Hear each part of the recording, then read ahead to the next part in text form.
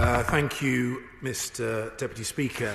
I would like to thank the Honourable Lady, the member for Dulwich and West Norwood, for securing the debate this evening. This would normally be responded to by my honourable friend, the Minister for Africa. Unfortunately, he is travelling, but I know he takes the issues that she has raised very seriously, and I will run through some of the points that he would have raised had he been able to be here. The crisis in Tigray is of grave concern, both to the UK government, Majesty's government, and indeed to members of this House. More than 4 months since the conflict has started, much of Tigray remains incredibly dangerous, both for the people that live there and for the humanitarian workers trying to deliver badly needed support. And as has been set out in the Honourable Lady's speech, the impact on civilians is indeed devastating. We are sadly aware that at least 5 workers, Ethiopian staff working for UK-funded NGOs, have tragically been killed in this conflict. I pay tribute to them here today for their courage, for their service, and ultimately for their sacrifice. The targeting of humanitarians is utterly unacceptable. The conflict has caused the collapse of essential and basic services: health, nutrition, water, sanitation. Life-saving maternal health care services and vaccines cannot be delivered, thereby endangering the lives of newborn children and their mothers. Huge numbers of people, likely more than 500,000, are in areas beyond the reach of aid agencies.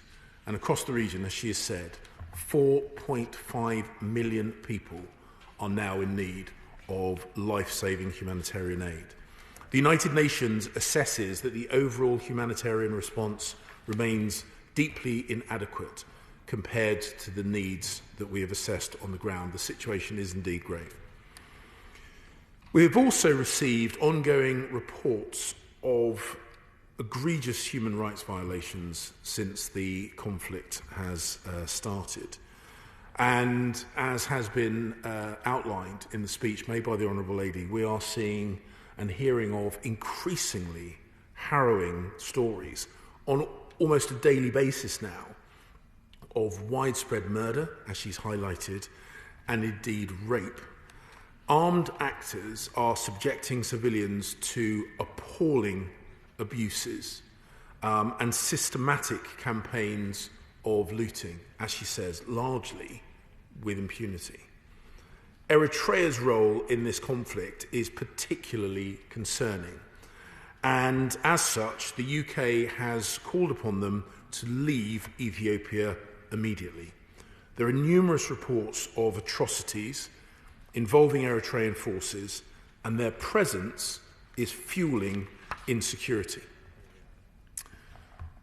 Since the start of the conflict in November, the UK has consistently called for unhindered and comprehensive access for relief agencies and journalists.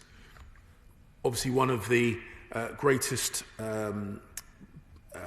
defences against the impunity which she has highlighted is the work of the media. And we've been clear that the protection of civilians must be a priority, and have pressed for investigations into the human rights abuses that she has highlighted, as well as the withdrawal of Eritrean forces. There can be no military solution to the problems in Tigray, and we have urged all parties to seek an inclusive political settlement to restore security and stability. In January of this year, my Right Honourable friend, the Foreign Secretary, travelled to Ethiopia.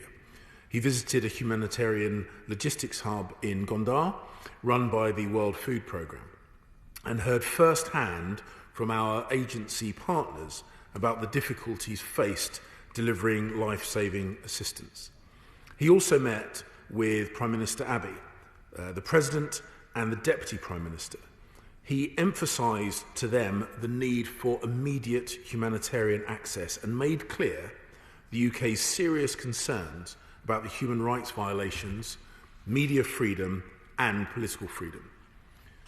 The Foreign Secretary and my honourable friend the Minister for Africa have also raised the situation with counterparts across the continent and internationally. And as she has suggested, these include recent conversations with the United States Secretary of State, Blinken. I have raised the issues with my counterparts in the Gulf, and the UK has been active in discussions at the United Nations Security Council.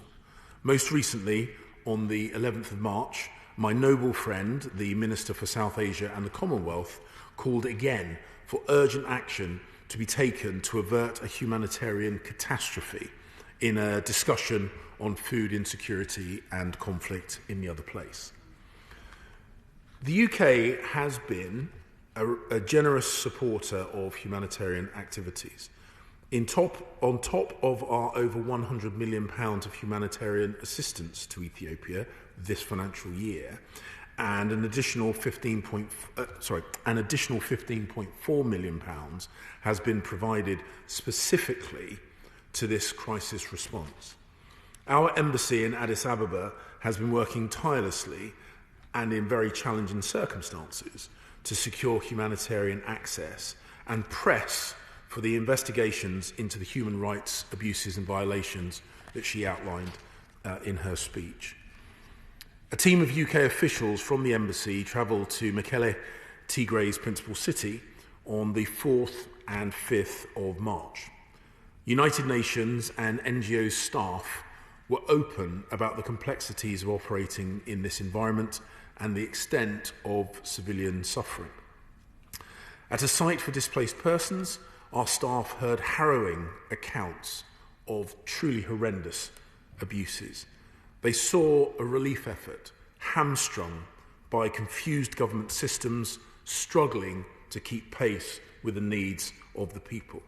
And it's clear that obstacles to access have weakened the overall response to this devastating situation. One positive development is the recent announcement from the government of Ethiopia on access and their commitment to move to a system of access notification. Under this approach, responding organisations no longer have to wait for approval from Ethiopian authorities to enter Tigray.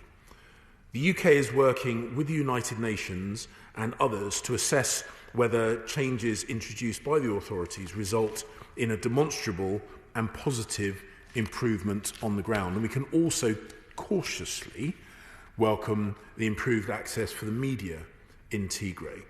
And I know this is something the honourable member opposite will be interested in, as he has raised this privately with me. We also support the work of the United Nations Office for the Commissioner of Human Rights. And obviously we support their work. It is important. And we're glad to see that those staff are planning a joint mission with the Ethiopian Human Rights Commission. However, it is clear that media workers remain persecuted and at risk of detention. We're also concerned that the proposed joint human rights investigation will not be seen as impartial by the victims of the conflict. The crisis in Tigray comes as Ethiopia already faces huge humanitarian, economic and political pressures. In 2021, relief agencies will assist nearly 18 million people across the country. COVID-19, climate events, devastating locust invasions have already put paid to the prosperity of the region. Ethnic violence has increased in many regions and may rise further ahead of the planned elections in June of this year.